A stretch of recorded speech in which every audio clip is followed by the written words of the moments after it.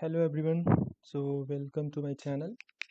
And in this video, this is the part 2 for the Databricks video and part 2 for how we can create mount point using a service principal inside Azure Active Directory.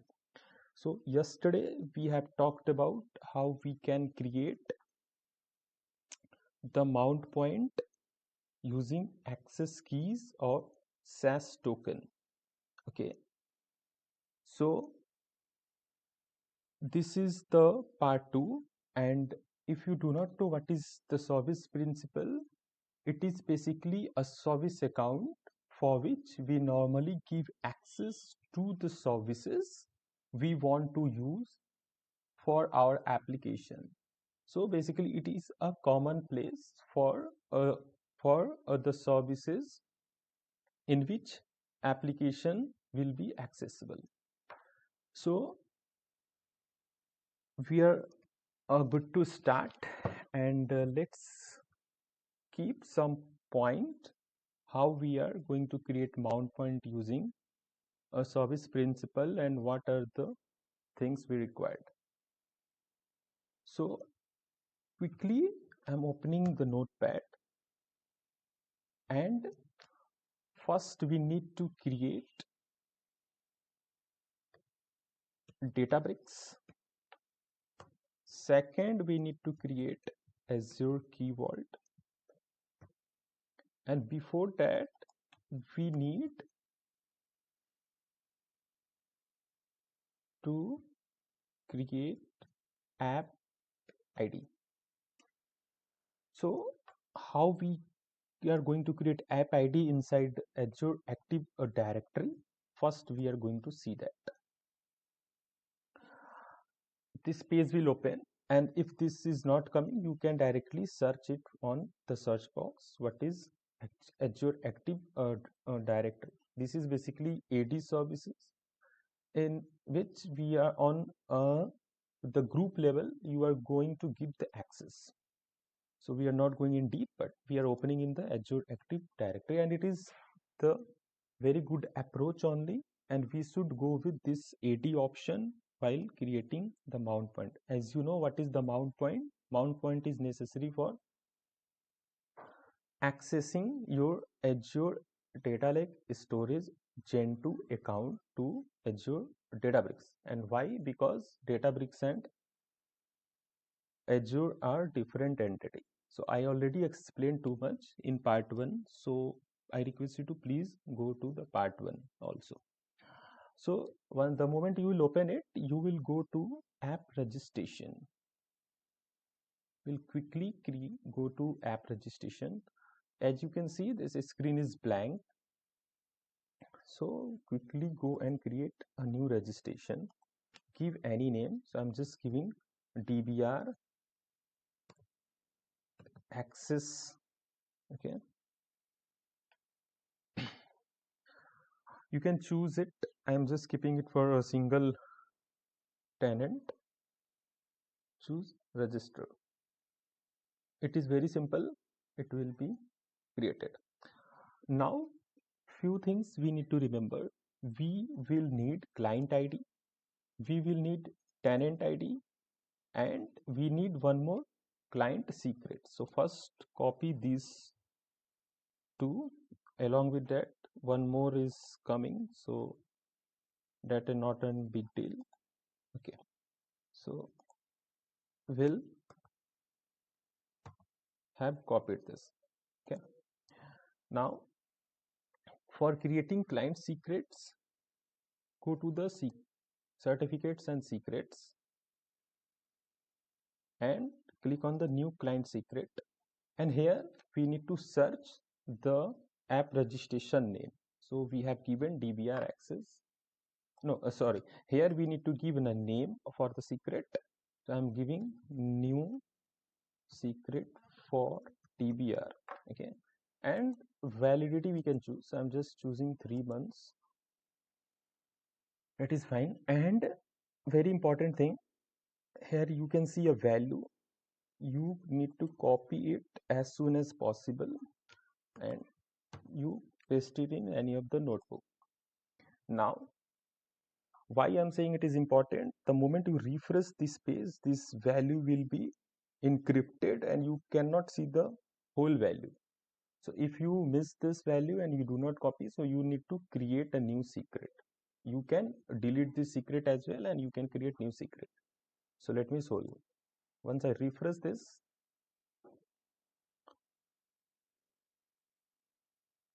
you will see you cannot see this value now. Okay, so we are good to go. What we have done, we have created the app ID. That's fine. And we have all the value present. We need to create Databricks account. So Databricks account creation is very easy. I have already created. So you need to quickly go to the create resource. Here you need to search Azure Databricks. Here you need to create and it will be created for you. Because I have already created, you need to choose resource group. So you can choose it, you can give name, you can choose nearest region and so on. Here you can see pricing tier. So if you are learning purpose, the standard Apache Spark is good option.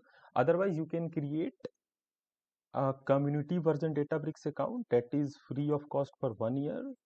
And yesterday I told like we cannot mount using community version, but yes, I can mount. I have a workaround also, so we'll show you later, but focus on the Databricks.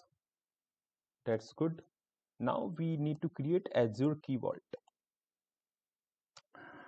So before going, let open the Databricks. Just click on launch workspace. We'll jump into the Azure Key Vault once it will be required. Okay, so you can see nothing is coming. So as you know, this is the common window page of Databricks. We'll quickly go on create button. We'll go on notebook. We'll give a name mount ADLS2. We'll choose default language Python, SQL, it's coming. We can choose Python. Cluster is already present for me. For you, it's not present. So yesterday also I told how we can create it. So for doing so, I am again repeating. If you see this cluster is not present, here you will see create cluster option. Inside that you will see something like that. Something like that you will see it. Coming back to my notebook page. Okay. So this is kind of a Jupyter notebook. And now what we required. Yesterday I told there is function called dbutils. It is going to mount. So before doing so, let me show you my storage account. And obviously we need a storage account. So I'm hoping you already have your storage account. Yeah. Before, yeah. One more thing. Yeah. One more thing we missed. Need to give access to IAM under storage account and add role. That is one thing also we need to do the setup. So first come to storage account. This storage account will be open and go to the IAM,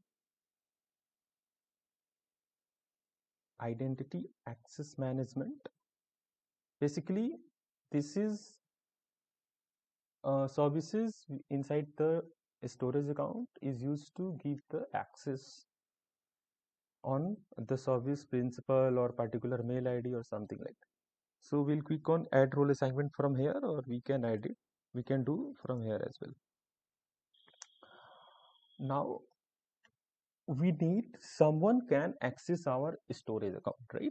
So we do not want to give the whole access to them, owner, contributor. We want to give a storage blob will search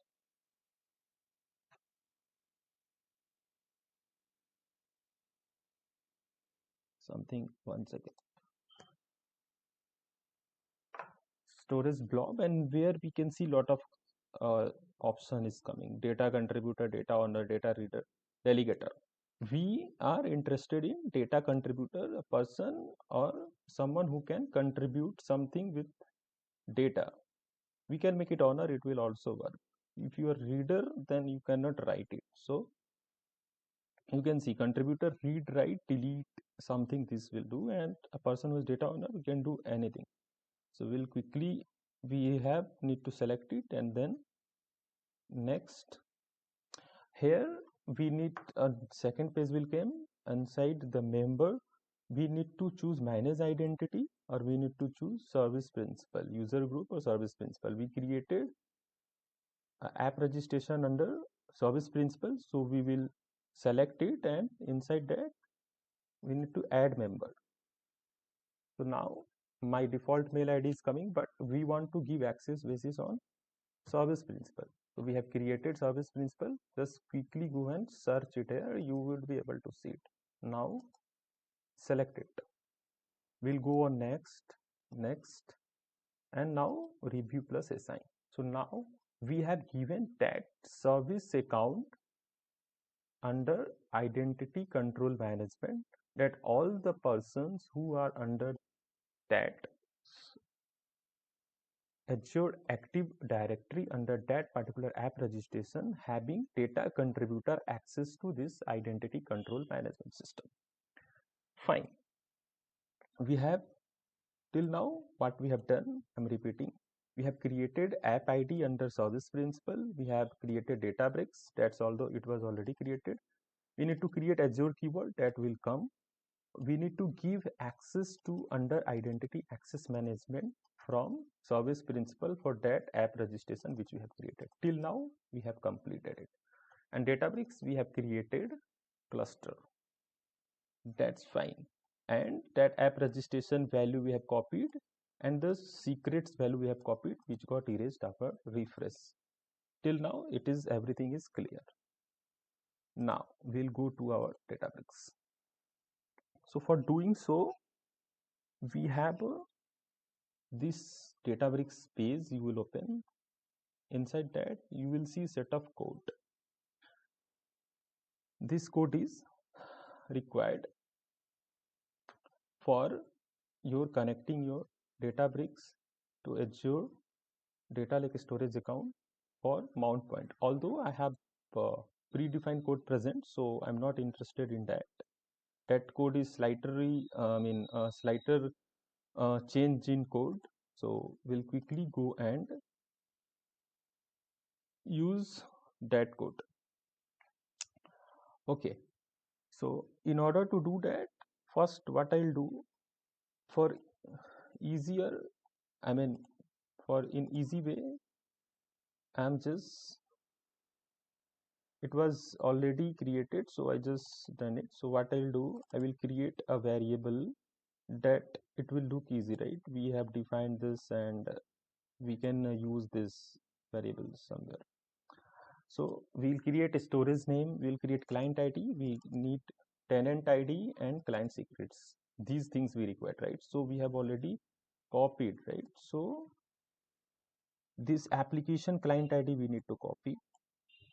This is hard coded practice I'm doing, but let's go step by step and you will learn it. Copied, good. Second, I need tenant ID. Tenant ID is basically a directory ID.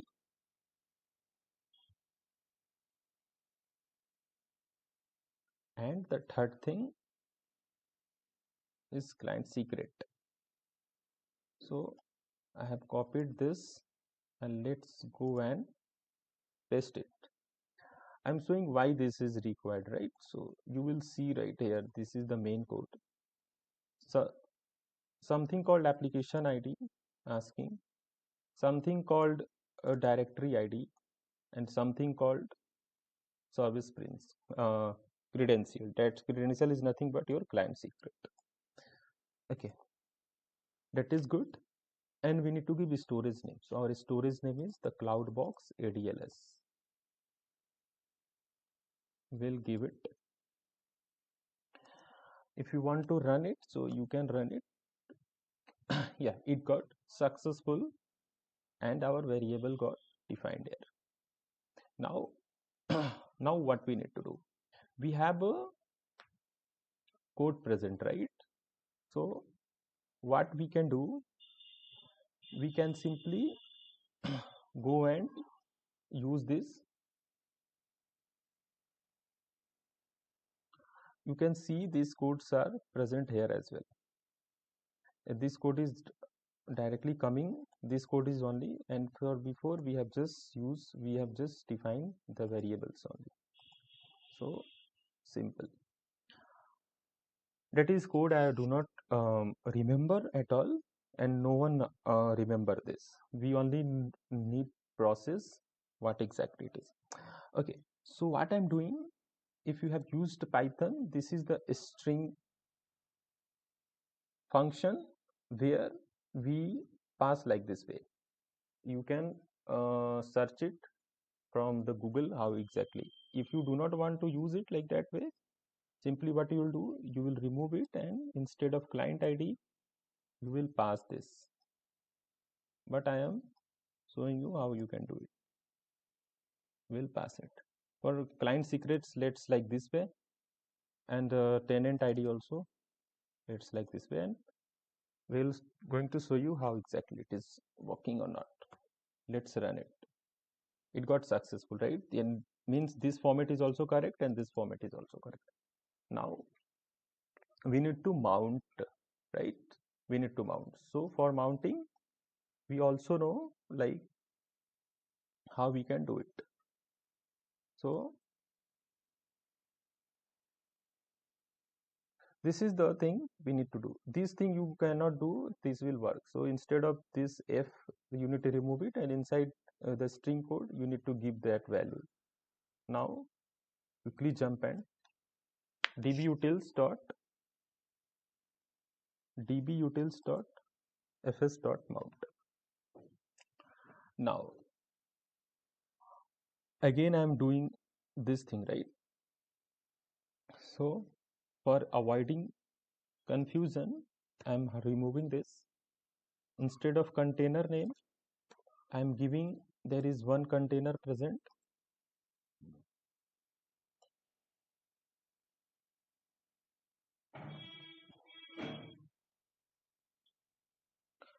Landing. Okay, we'll go to right landing.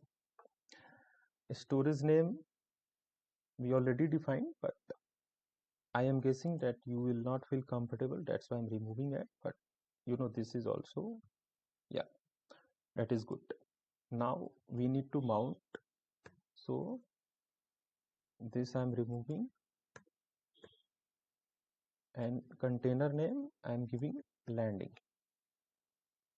Single code also it will work, and extra configs, this value will come here. Now run it. If everything is good, we'll get a output called true. Directory already mounted. Okay, so somehow it was mounted already, so let me unmount it. dbutils.fs.unmount, and inside that I will pass this value. dbutils.fs.unmount is a function. Inside that you will pass the value of your path value, and after passing that your storage will be unmounted.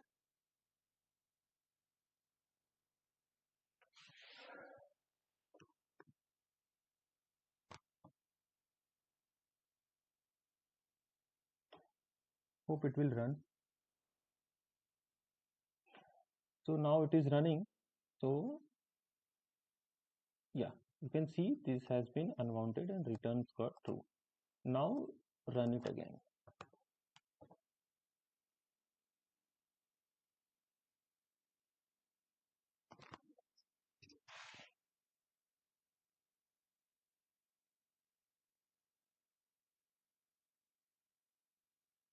There is a function called dbutils.fs.help.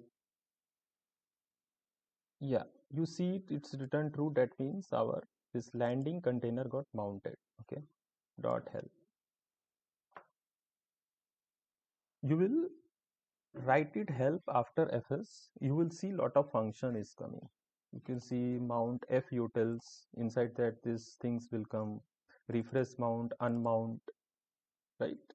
You can use unmount after fs, and then you need to pass the dbfs path. Update mount you can pass. So these things will come. If you do not know what is after the command which will be, just put dot help and you will get the result. Okay, so it is mounted, right? Now one more function we can see,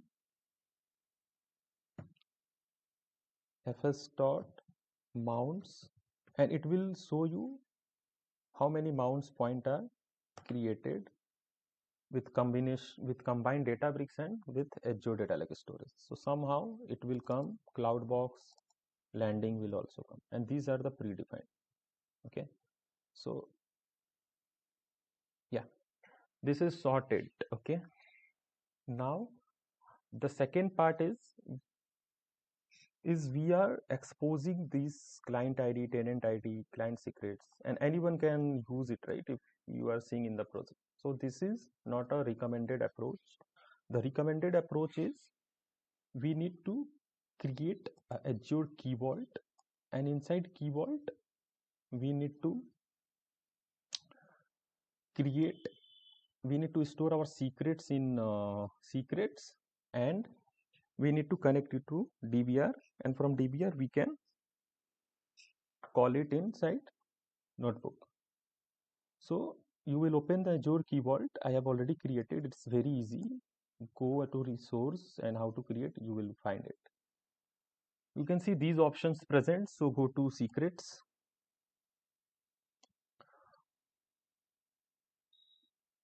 In order to do so, we need to create for all three, right? For object ID I'm removing, it is distracting me. Okay, I'm not removed anything else. Yeah, so object ID do not required, and this is, so I need the client ID. Okay, so I need client ID.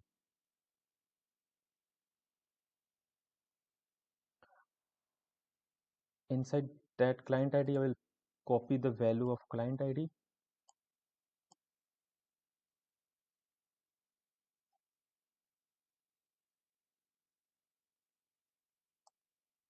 Okay, let me create it.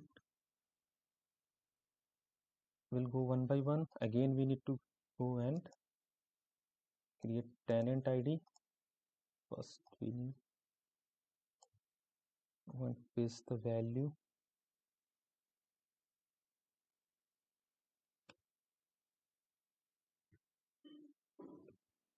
Tenant ID, and the third we need client secret. Okay, so we'll go and create client secret.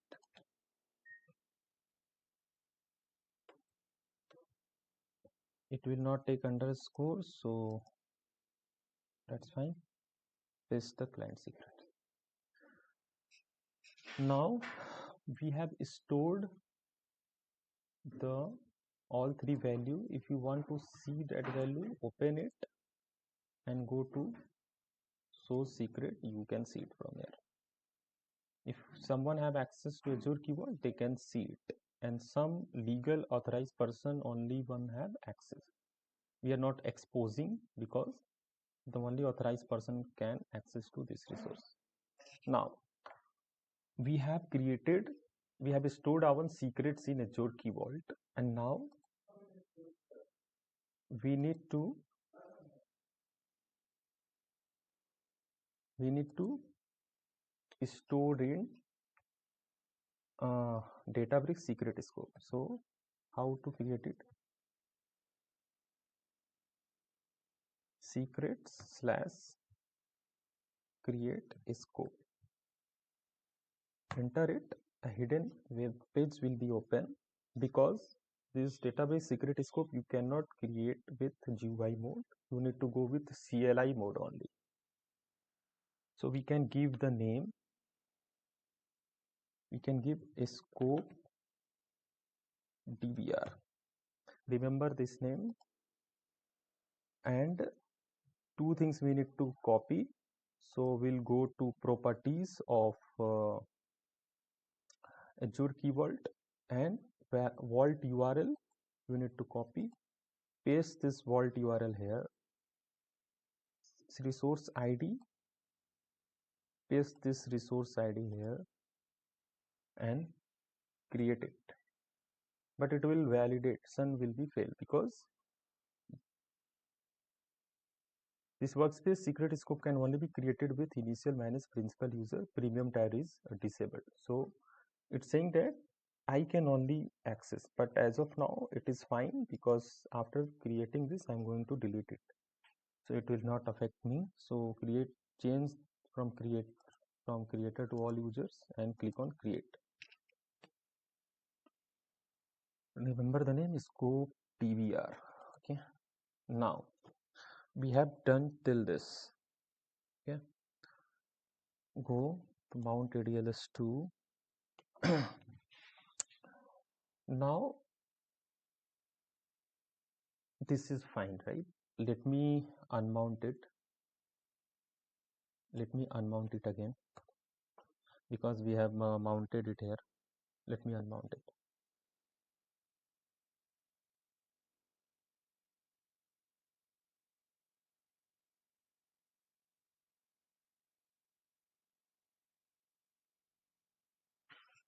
Let me unmount it.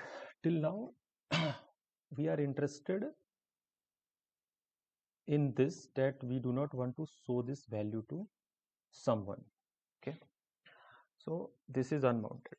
So there is one function, dbutils.sec secrets.help. We will see what things are coming inside this. Okay, so one is coming list scope. It will show list secret scope. It will show. So we are going to use this, and let's see. Okay, I have created two secret scope. One is scope 1 and one is scope DBR. We are interested in this, and let me go help again. We need to list out the value right inside that. So scope DBR, and will pass on inside a string. So let's see. Good, right? We have created this client ID inside this Azure Key Vault and all, right? You can see it from here.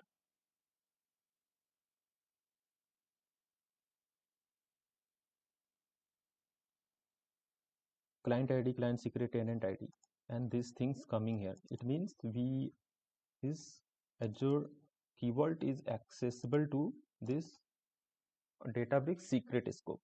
That's good, right? We want this only. And now there is one more function, dbutils dot secrets dot get. Yeah, inside that we need to pass scope name is equal to scope DBR and key equal to client ID. Let's see and run it. What is happening? As you can see, you cannot see this value. So we are interested that we do not need to expose the key. Now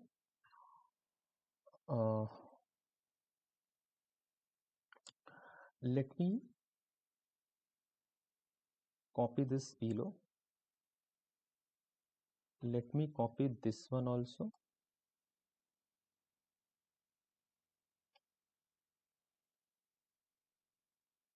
And let me, I can run it from above also, but that's fine. Good. So we need to replace this value. So instead of client ID, we need to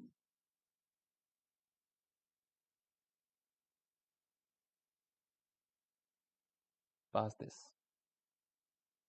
So we'll change one by one. For client secrets, it is client secrets. So for tenant ID, paste this. For client secrets, also replace. So for client secrets, just replace with client secrets. For tenant ID, replace with tenant ID.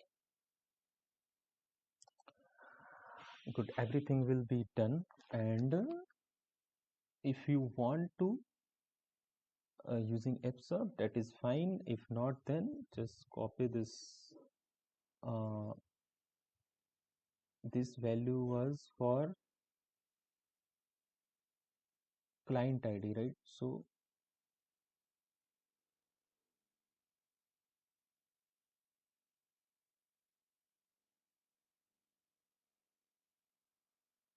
that is good. Let's run it first.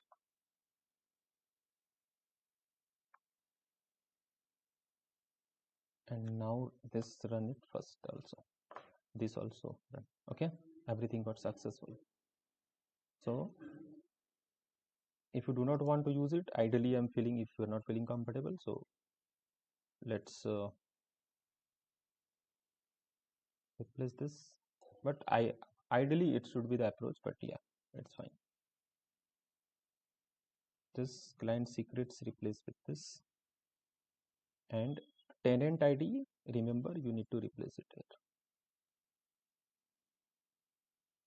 Because you know that's look it will look odd, so that's why.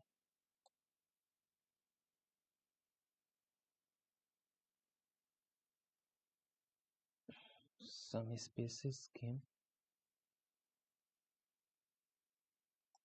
Let's see whether we are getting error or what. Yeah, it's fine, right? So till here we are good. And let's run this command. I told you like suppose you are thinking it's a variable, so I can give any random name. So that's I'm giving configs, just only one parameter I'm changing. Let's run it. It will throw you with an error. Okay, so that is the predefined thing, you cannot change it. Now you run it. This is the command where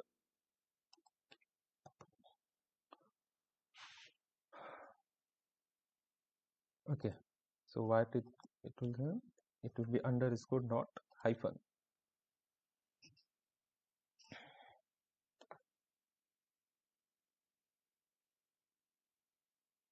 Okay, some problem is coming.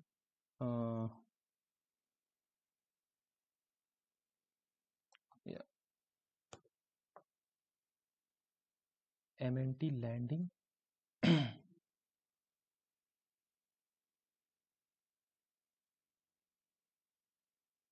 Okay, something. Let me do one thing. Let me run it.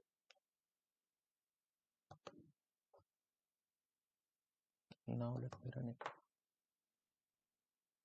Some problem with the tenant ID.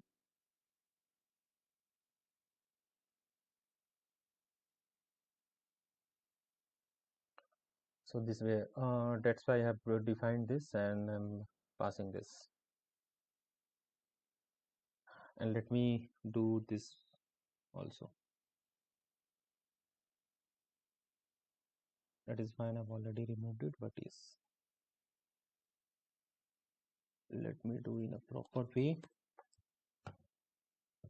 F and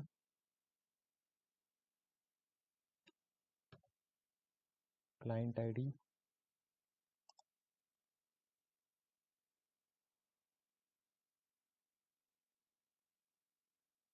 Okay, now again run it. It run and our mount point also got created. If you again run it, it will throw with an error that it's already mounted, device directory already mounted. So we can see we have removed this. Now this also I have need to remove. This also I am removing. This unmount is fine. This scope list is fine. Debutal secret get scope is fine. Storage name is fine. This is fine. And this is also fine. So quickly go and see our storage account, what is inside that, and quickly go and access that file. Container will go and see there is one file order.csv. So we are going to create one data frame, a spark.read. You can directly pass, this is also a way, mnt / landing / start.csv, and I'm just you see it, right? And go quickly display pf.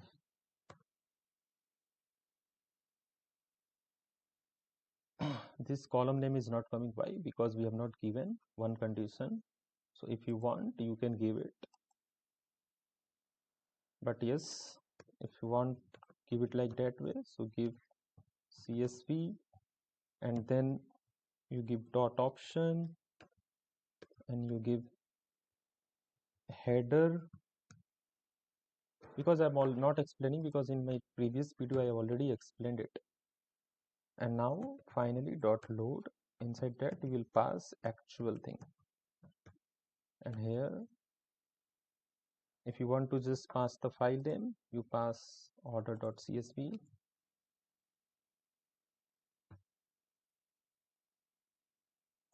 Now run it. And now, and if you want to see it here also, you can see it .so, but it will not, it will come in original Spark format, right? But you want to see a Databricks, that is display function, which is one specific to the Databricks. So display it. Now you will see the column name will come. Okay, this already shown you the results, that's why. Again run it.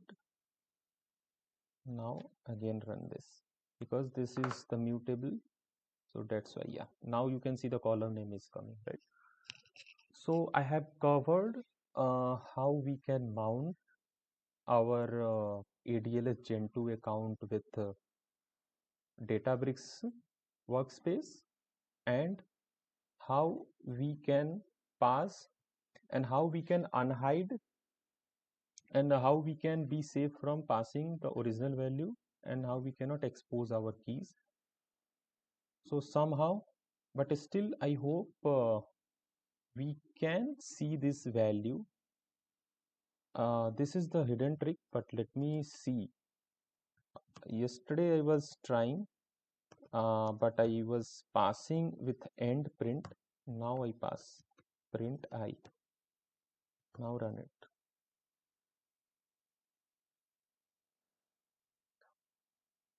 For I in, yes, sorry, for I in this and print I.